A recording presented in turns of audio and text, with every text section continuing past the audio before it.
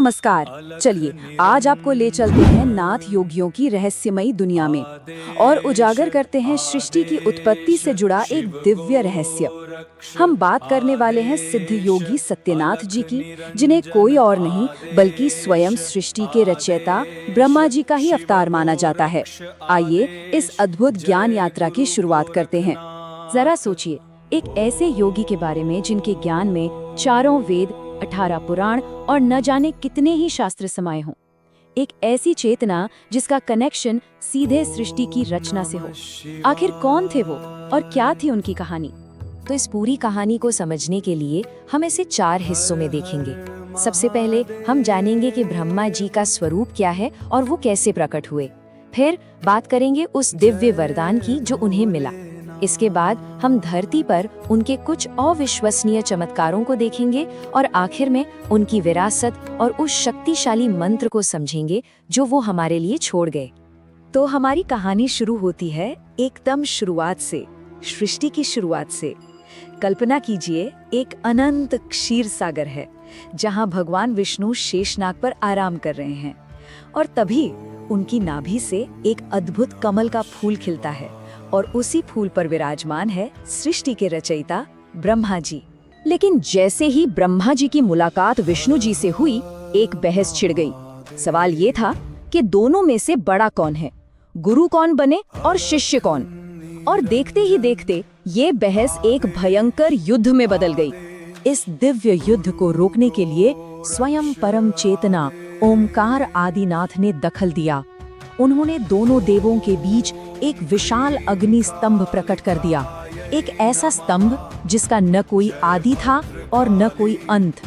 ये एक चुनौती थी ये जानने की कि असली में श्रेष्ठ कौन है।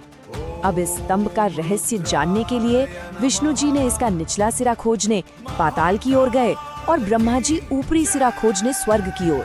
लेकिन अनंत काल तक चलने के बाद भी दोनों खाली हाथ लौटे।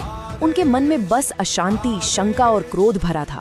और जब दोनों देव अपनी हार मानकर निराश बैठे थे, तब ओमकार आदिनाथ स्वयं एक तेजस्वी युवा तपस्वी बाल गोरक्ष के रूप में प्रकट हुए। उनके उस शांत और शक्तिशाली रूप को देखते ही ब्रह्मा और विष्णु का अहंकार शांत हो गया और उन्होंने उन्हें ही अपना परम गुरु मान लिया। तो जब ये विवाद सुलझ गया, उसके बाद आदिनाथ ने ब्रह्मा जी को एक अद्वितीय वरदान दिया और यही वरदान आगे चलकर उनके अवतार सत्यनाथ के अलौकिक ज्ञान का सोर्स बना। जरा सोच कर देखिए, ब्रह्मा जी को पूरी सृष्टि का ज्ञान दे दिया गया, चारों वेद जो धर्म का आधार है, 18 पुराण जिनमें कहानियों में ज्ञान छिपा है, 14 शास्त्र जो जीवन के हर पहलू को समझाते हैं, और भी बहुत कुछ। ये सिर्फ किताबी ज्ञान नहीं था, ये तो ब्रह्मांड को चलाने की पूरी रूल बुक थी। और इसी ज्ञान के साथ आदिनाथ ने एक भविष्यवाणी की। उन्होंने कहा कि ब्रह्मा जी मृत्यु लोक में, यानी कि हम सब की इस धरती पर, सत्यनाथ के नाम से एक महान नाथ योगी का रूप लेंगे और पूजे जाएंगे। यहीं से सत्यनाथ की गाथा का बीज पड़ा। तो ये जो दिव्य ज्ञान था वो सिर्फ ग्रंथों में बंद नहीं रहा।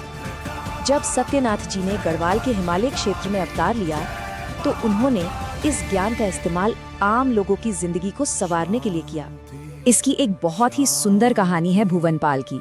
भुवनपाल धारा नगरी का एक क्षत्रिय था जो गढ़वाल में रहता था। एक दिन जब वो शिकार पर था तो उसे योगी सत्यनाथ जी के दर्शन हुए। योगी जी ने उससे भोजन करने की इच्छा जताई। भुवनपाल तो खुशी खुशी उन्हें अपने घर ले आया। उसकी माँ और उसने मिलकर बड़े प्यार और श्रद्धा से योगी को भोजन कराया। लेकिन फिर कुछ ऐसा हुआ जो उन्होंने सपने में भी नहीं सोचा था। योगी सत्यनाथ जी ने एक एक करके पूरी 52 रोटियां खा लीं। भुवनपाल की माँ ने हैरान होकर कहा कि अब तो रसोई में कुछ भी नहीं बचा। और बस तभी हुआ असली चमत्कार। सत्यनाथ जी की कृपा से भुवनपाल के खाली अनाज के भंडार अपने आप भर गए। योगी ने खुश होकर उसे वरदान दिया कि न सिर्फ वो इस इलाके का राजा बनेगा, बल्कि उसकी आने वाली 52 पीढ़ियां भी राज करेंगी। ये दिखाता है कि सच्ची श्रद्धा और सेवा का फल कितना बड़ा हो सकता है। अच्छा, एक और भक्त थे अजयपाल, जिन पर सत्यनाथ जी ने कृपा की। उन्होंने अजयपाल को अपने कंधों पर बिठाया और अपने शरीर को विशाल, मतलब कि पर्वतों जितना ऊंचा बना लिया। और फिर उन्होंने कहा, भक्त, जहाँ तक तुम्हारी नजर जा रही है वो सब तुम्हारा राज्य होगा।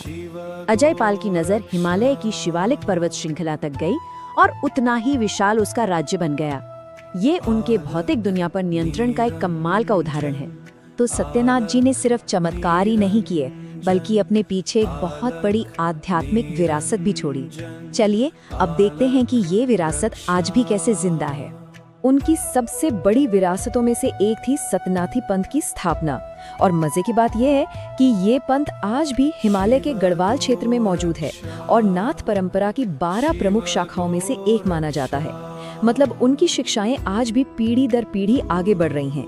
और उनकी विरासत का जो सबसे शक्तिशाली हिस्सा है वो है ये दिव्य मंत्र। ये सिर्फ शब्द नहीं है, ये सीधे परम चेतना से जुड़ने का एक तरीका है। मंत्र कुछ इस तरह है, ओम गुरुजी सत नमो आदेश, जा ब्रह्मा सतनाथ जल स्वरूपी, जा जा तेरा शिवलोक में वासा। तो इस मंत्र का असली मतलब क्या है? देखिए, ये साधक को सीधे उस कॉस्मिक एनर्जी से जोड़ता है। ये हमें ब्रह्मा जी के उन महान कामों की याद दिलाता है, जैसे वेदों की रचना, शास्त्रों का ज्ञान और गायत्री मंत्र की शक्ति को धरती पर लाना।